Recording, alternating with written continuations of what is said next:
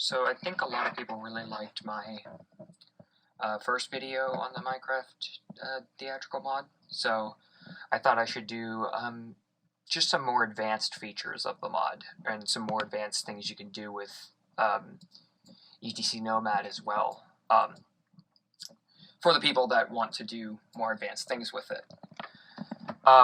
So firstly, you'll notice, if I actually do this, of course I can't get there's my toolbar.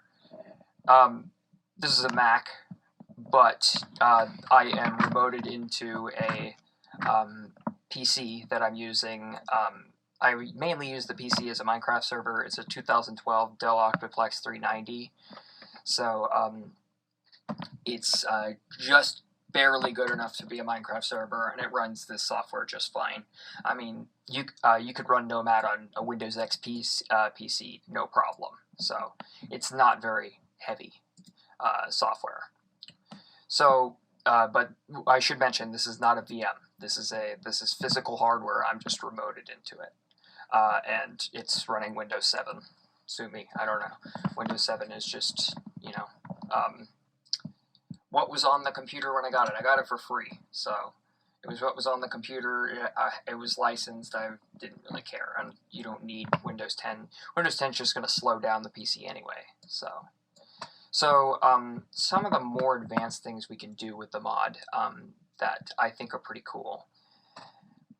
I showed this keyboard I made last time. This is a magic sheet, and this is a magic sheet as well. The last time I did this mod, I was not using this particular stage. I moved to a new stage, and we've got over 300 lights here on this stage. It's an outdoor concert stage map that I got off of, was it Dig Minecraft or something? I don't remember what site I got it off of, but it was a world download. And I added all of the lighting. So yeah, something like over 300 lights here. All of them work. I have some firework launchers. Those are these. But anyway, so this is a magic sheet, and this is just, in the real world, you have a lighting plot, and a lighting plot is just a map of every light you have set up. This is just an editable lighting plot that you can actually adjust parameters for everything through this, which is pretty nice. They're pretty easy to set up. So if you want to set one up, you can go to Magic Sheets, and you would press the plus button, and you get a blank sheet. Might as well show you. So we get a blank sheet here, and over here you get all kinds of options. These are fixtures. The ones in game are moving spotlights, so that's this right here. That's a generic moving spotlight. A lot of these are, a lot of the ones in here are ETC fixtures because it's ETC software. ETC makes Source 4 fixtures in the real world. They're pretty nice fixtures. I come from a theatrical background, so I'm used to ETC everything. So you can see we got PAR cans. PAR stands for Parabolic Aluminized Reflector. It's like the cheapest light you can get. It's made out of looks like a tin can basically. For now, S4 PAR, that's a Source 4 PAR basically. S4 stands for Source 4 because our normal PAR can uses a parabolic aluminized reflector bulb. ETC PAR, a Source 4 PAR uses a standard bulb, a standard halogen bulb, and not the parabolic aluminized reflector bulb. I don't know what that one is. Multi-PAR, I don't know what that is. This is a moving wash fixture. So basically that just doesn't have an iris or zoom or anything like that. It is just color changing, and it can move with pan and tilt. Revolution, that's an ETC moving fixture, and then a generic moving spot, Source 4 zoom, Source 4 LED, Source 4 LED zoom, Source 4, etc. And then you have all of these different buttons you can set up. So you have channel, you have a channel button, group button, preset button, intensity palette, focus palette, color palette, beam palette, macros, and then just a generic button. You can put whatever you want on there. Tombstone is basically, that's just a channel number and level that it's at. Fader, command line. You can see I got a command line on here. I got 2 faders here. That's my Grandmaster fader. I'll show you how to set that up in a bit. Labels, clock, time code, status, SACN, just all kinds of stuff. And then you have a truss and pipes, which are great ways to lay out your fixtures. So we'll close that. So yeah, here's my whole map. When you set up your fixtures, we'll pick fixture number 1 here. You get this menu right here, and you have target. We're targeting a channel, and then the target number is the channel you want to target. And then these are whatever's parameters you want listed on it. If we look at my custom keyboard magic sheet, this is locked. You can lock it to the frame, so you can't move it around. It's just locked to a specific position, so I unlocked it now.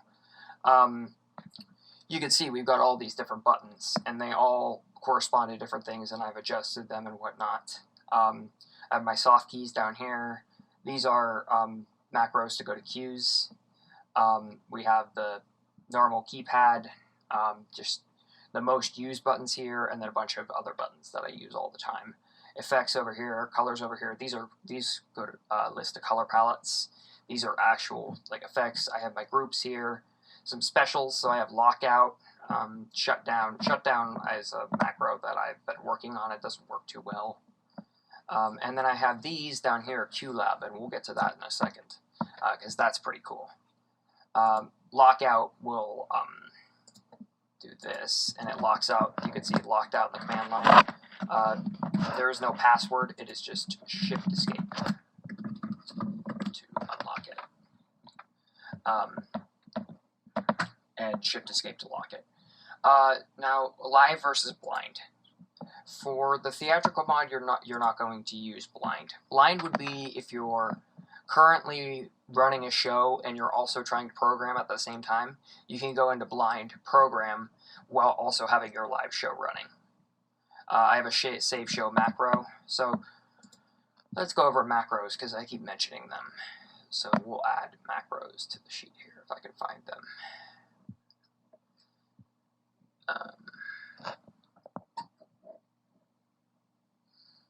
Where are the macros? Here they are.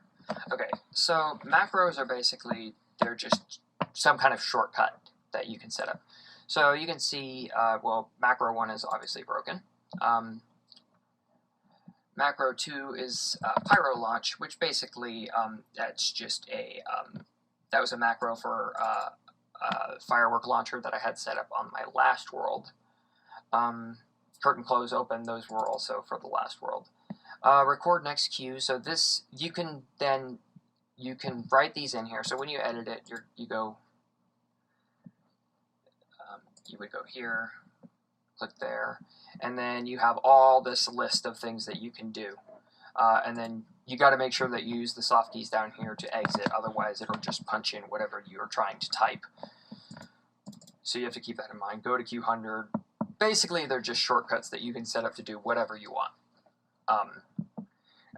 And then you can set those buttons up on a magic sheet. So basically, we can F1 to go to blind if you're using F1 to go to live if you're using a keyboard.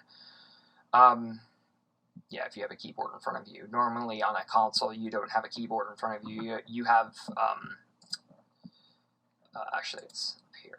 You would have this guy in front of you. This is a physical keyboard in front of you, but this is the virtual keyboard. But it looks exactly like this.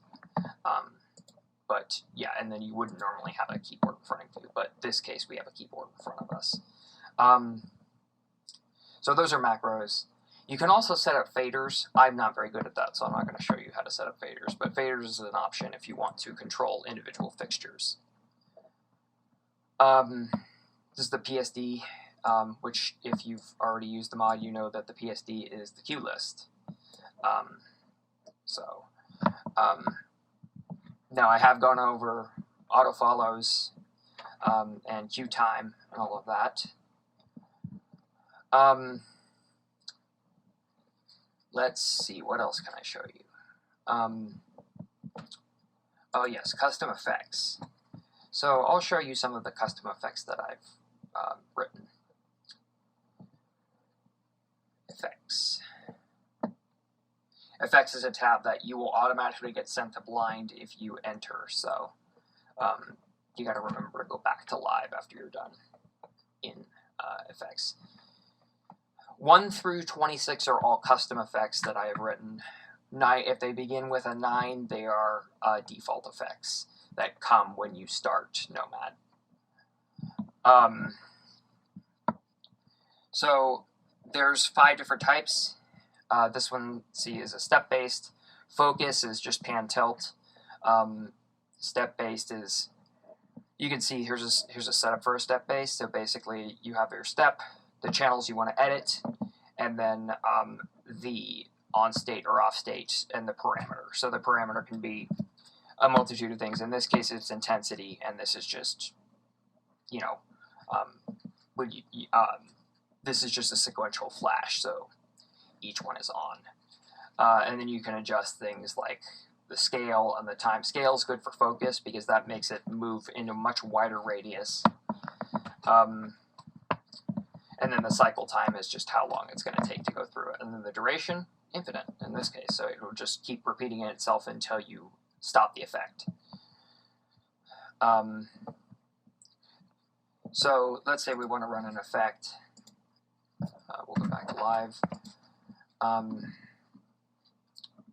Let's go to my magic sheet here. This is another magic sheet. This has got all my groups in it, although I have more groups than that right now, so I have to add those to the keyboard. Let's say we want to edit this whole row right here, so we'll highlight that. And we'll go to, oh yeah, I forgot to put this down here. We'll go to effect, let's go effect 7. Those are running effect 7 right now. If you want to stop an effect, you can do effect 0, and that will stop it. If it says that there is no effect running, which is a bug, you can hit sneak.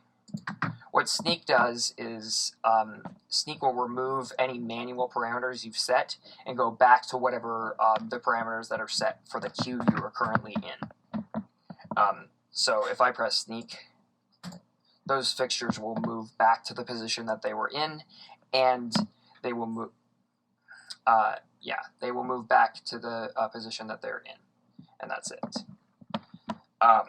And they will move back to the intensity for whatever is set for Q1000. Let's go over Qlab, because Qlab is pretty cool with this. So Qlab is industry standard software. Let me open it for you. Provided I can get to my toolbar. Oh, here we go. Qlab is industry standard software. I'm running Qlab 5. You can also get Qlab 4. But basically, it's industry standard for running audio, video, and sometimes lighting. Not many people use it for lighting. It is an option to use it for lighting, but not many people do. The nice part about Qlab is you do have to have a license for more advanced features, but to just run audio like I'm doing right now, you can just, it's completely free. You just download it. You know, it's pretty easy. For people who are going to be watching this video, you just go to Google and type in download Qlab, and then you click on the link and you download it. But yeah, it is industry standard for playing software, mainly because look at this interface. You got a giant button that says go when it's time to start your cues. So what's cool about this is we can use something called Open Sound Control, or OSC. It's a protocol that allows different devices to be able to talk to each other. So, actually, we'll go back out there. What we can do is, if I click go, I forgot that I had my headphones on, and that was really loud. Anyway, you can see the green play, and so it is currently playing, although you probably can't hear it. It's currently playing. So, I could click panic there, and I will show you how to set that up. That's a special macro. But anyway, EOS triggered Qlab to start. So let me show you how to do that, how to send OSC commands. So you have Qlab only runs on Macs. I should say that. It will not run on a PC. They do not make Qlab for PCs. It will only run on a Mac. So if you're not using a Mac, you're out of luck to use Qlab. You can play around with other softwares. I don't know any off the top of my head, but you could there's probably other things that exist for Windows. But since I have a Mac, I might as well use Qlab, and I have plenty of experience with Qlab, so I might as well. So let's set up a fake queue here. So we'll record queue. Let's go with 2000. I'll delete this later. So that's the queue that we file into, and then we'll just record Q1000. That's another macro, is record Q next that I have, just to make things easier. Faster than typing in record Q next. So we have Q2001 here, and say when Q2001 starts, we want to start the song on Qlab.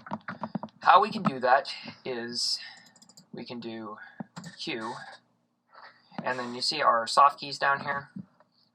Execute string, and the Qlab protocol says Q/1/start, and that is our OSC parameter.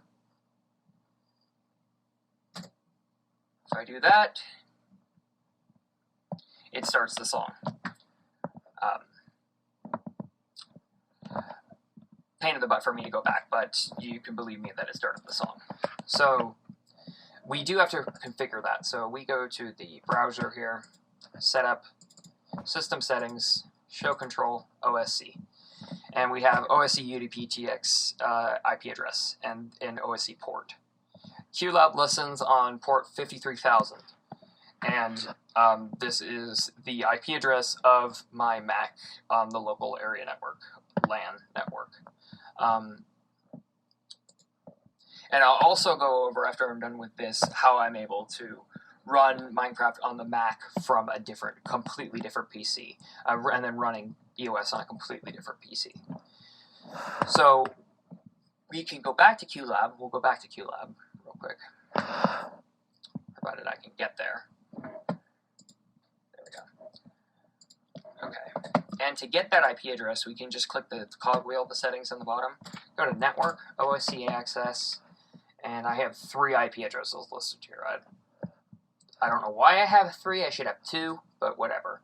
You can see that our listening port is 53,000, and I'm using this one right here, which is the one that's connected to my Wi-Fi, 192.168.86.39. Yeah. So now that I have that, yeah, 192.168.86.39, done, and that's the one that's there. So you would type that in, and then you would also type in the port 5300 in that settings menu, and that will send your stuff to Qlab. Now, how do I get away with running EOS on a completely different computer and sending it to Minecraft on the Mac? Well, it's actually pretty simple, because ArtNet, the protocol that we use to talk to the lights in the game, is actually a network-based, LAN network-based protocol. So, if we go to the patch, I went over this in the last time as well, how to patch. I have 7 universes populated here. I didn't go over multi-universe, so we can go over that right now, actually. So, if you have more than 512 channels versus of lights, you're going to need more than 1 universe. So, to add more than 1, we'll go to the most recent ones I've set up, which are on universe 7. When you patch a fixture, you're greeted with this page. You just click the next arrow, and these are all of your universes. So here's universe 7. In-game, this is actually universe 6, because it starts it with 0 in-game. But this is Universe 7 on here. And so you can see the ones that are highlighted are the ones that are populated by that fixture. So that's how you set up multi-patched ones. It will not let you go to protocols and put in a unicast IP address until you have it patched. Then you can go to protocols and ArtNet and put in your unicast IP address. So as you can see, I've got my unicast IP addresses. There's several here because I keep forgetting to set up a static IP address for my Mac. So my IP address keeps changing, and then I just don't delete the other ones for whatever reason. Anyway, so what I said in the last video is we output on 127.0.0.1, which is a special IP address meaning localhost, meaning that that's just this computer. Send it to this computer. To send it to another device on the network, you get that device's IP address. If you're watching this video, you probably know how to get an IP address from another computer on the network.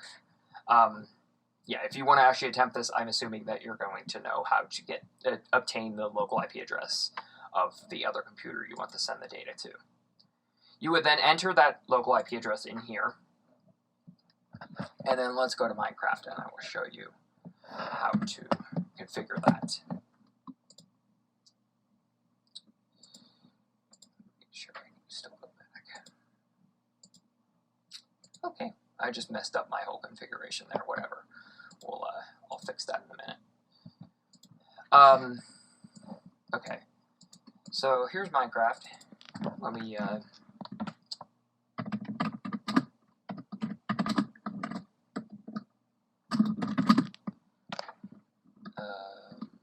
Technician.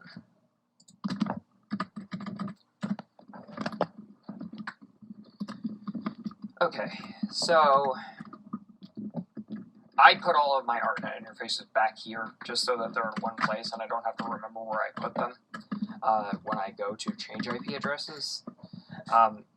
So basically when you configure this, instead of having the basic 127.0.0.1, you just put in the computer that Minecraft is running on's local IP address, which in this case is .39, which in this case is this right here. It ends in .39.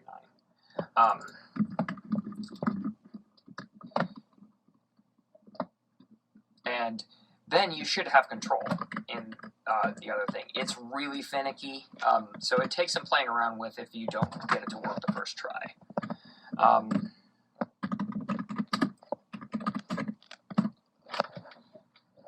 So yeah, just keep that in mind. It is pretty finicky when it so it might take some playing around to work with. That's just this whole mod in general. That's any mod. There are gonna be things that are not gonna work right, and you're gonna have to play around with it. Just keep that in mind. So I've gone over some of those things. So that's how you would send it to another computer on the network. And now it has to be a local area network. You cannot do it through the internet unless you have a VPN configured and all that. But I'm assuming nobody's going to do that. I also do not think that this would work with a VM either. Virtual machine, VM, virtual machine. Now let's go over some of the other things in Nomad just for you. So the only fader I have actually configured is the Grandmaster. The Grandmaster is a special fader, so we're going to look at two different pages here. These you'll have to open yourself. They don't come pre-opened. Faders and fader config. Whoops. Here we go. So here's my faders. You have 100 fader pages, and there's 10 each. So you have plenty of faders. My Grandmaster is configured as fader 1, and that's the only fader I have set up. I do recommend setting up a Grandmaster, just because it's nice to have for some things, because it'll like dim everything. As you can see, when it's not at full, up in the corner here, we have Grandmaster at whatever percent it's set to. And then if you hit the bump button, which is this button down here, this is the Yeah, the button down here is the bump button, which would flash the lights, but in this case, for the GM, it puts it on blackout. GM is short for Grandmaster. If we press it, it toggles blackout, which basically everything is at 0. Everything is out, at out or at 0. To configure that, you can go to your fader configure page. Up here we have this particular one, which is fader number 1. And to configure the Grandmaster, let's say we wanted to map this one to the Grandmaster. You have all of these different options that you can select. We can hit Grandmaster, and that's it. You don't have to do anything else. I'm going to put that one back on map because I don't want 2 Grandmasters. There's also this main fader section, but this does not work very well with Nomad. Just going to put that out right now. Okay. Let's go back to my magic sheet. Now I went over how to make a magic sheet. And then I went over programming your fixtures in game in the last video. So there's not much else you need to do there. Let's see what else other tabs I'm missing that that I should probably show you. Now you can play with any of this stuff. You know, there's no consequences to playing with any of this, just because, you know, if you break it, you can honestly you can just re-download EOS and start over. It'll be disappointing if you have to re-download it, but at least you're not breaking any. You know, normally this equipment costs thousands, even millions of dollars to use in the real world, so you're not going to break anything. In fact, most ETC consoles right now on the market are going to cost upwards of $10,000. I've worked on several of their consoles. ETC consoles are mainly used for theatrical shows. So they have their older consoles. I've used an Express, which is their really old console. That's it's still digital, but it's very, very primitive. It uses floppy disks as its memory. It's yeah, there's not much you can do with it. And then if you jump into EOS, there's another version, I don't remember what it's called, that came before EOS that's better than an Express console, but is worse than an EOS console. And then there's EOS. EOS is the name of the console that here I'll open Chrome for you and show you. I like to call it the daddy of all EOS series consoles.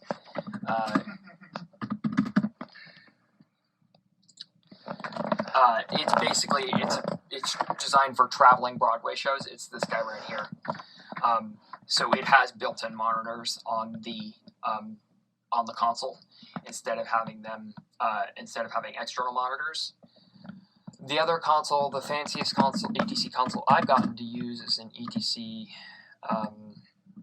Ion XE20, which is their flagship console right now, basically. It looks like this. Of course, that's not very big. Here. Looks like that. Got your wheels at the top for moving light parameters, 20 faders, and yeah, that's their flagship console, about $20,000 for one of those new. So like I said, this equipment is very expensive. $20,000 is a lot of money. Now, I mean, if you get into, like, a lot of the theaters I worked in are fairly low budget, so $20,000 is a lot of money. In Broadway, $20,000 is nothing. So, I mean, like, one of the most common consoles used in Broadway, and for music as well, for audio, is the Digico SD7, which is $250,000 for one console, and most people run 4. So $1 million in consoles right there. So $20,000 is nothing. Your fixtures can cost $20,000. So, yeah, moving fixtures are very expensive. So that's another advantage of this game, is you have no budget. Because normally these moving fixtures are going to cost a few $1,000s each. So most theaters do not have the money for that. So it's really cool that you have no budget in this game, so you can put as many lights as you want.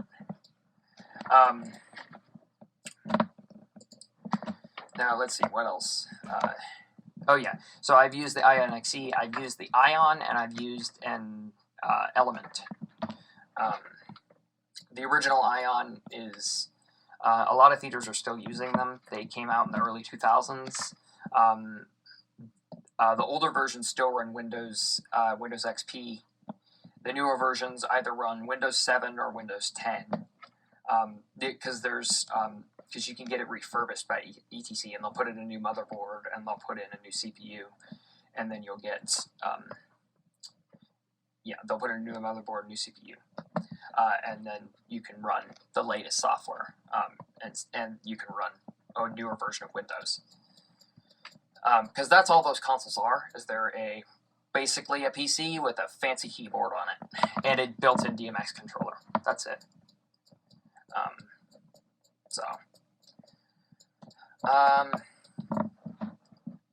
So yeah, I have all of these lights set up for the thing. I guess we could take a look and see how this show looks right now. Yeah, let's do that. Let's take a look. Okay. I forgot that I have to still access EOS. Okay. So we'll go to my number one Q set here and just go.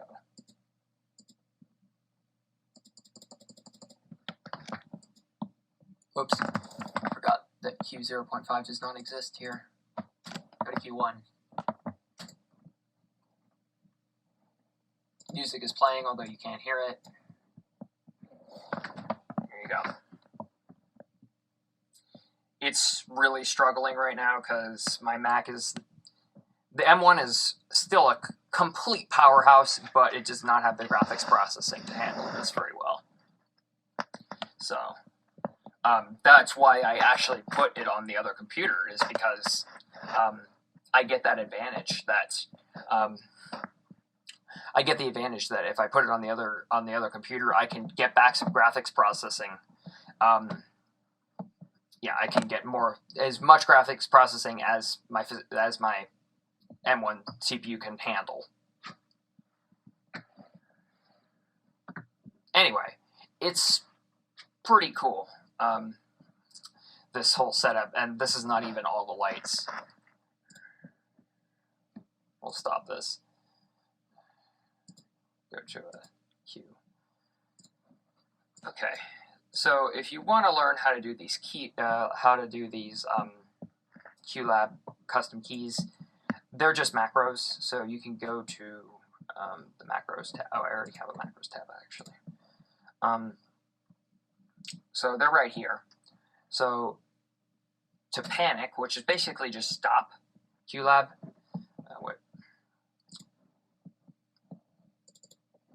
Select the right key, the right one. It's just /panic. And I have a couple other controls, but panic is usually the one I only use. There's pause and resume, and they're all the strings just look like this. You just put in send string in the macro thing, and then you put in these, and then you can set it up as a button in a magic sheet. You could also type in the macro that you want to do on the keypad, but that's kind of a pain in the butt. It's just much easier to have it on a magic sheet and just press the button on a magic sheet.